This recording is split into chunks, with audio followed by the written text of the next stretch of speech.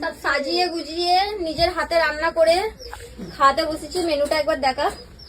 মাছ ভাজা, পটল ভাজা, বেগুন ভাজা, চিংড়ি মাছ খেতে আমার মেয়ে অনেক পছন্দ করে, তার জন্য চিংড়ি মাছ। এখানে চিকেন আলু কষা, আলু ভেজেছি আমি লাইফে ফার্স্ট বার, জানি না কেমন হয়েছে। এখানে ওর জন্য ফেভারিট পায়েস, দই, মিষ্টি। আসল জিনিসটাই তো নাই, লেগ পিস। বাবা খাই দেবো একটু।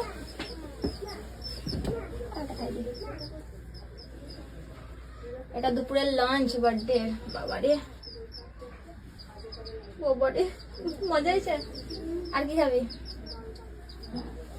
একটু আলু ভাজা খাই। তুই একটা আলু আমাদের ঘরে ভিআইপি গেস্ট এসেছে, একটু। আমি একদম ভিআইপি নই, ঠিক আছে? আমাকে চাউ ম্যাডাম আমাকে ইনভাইট করেছে, আমাদের চাউ শোনা, তার জন্য এসেছি নাকি চাউ মা?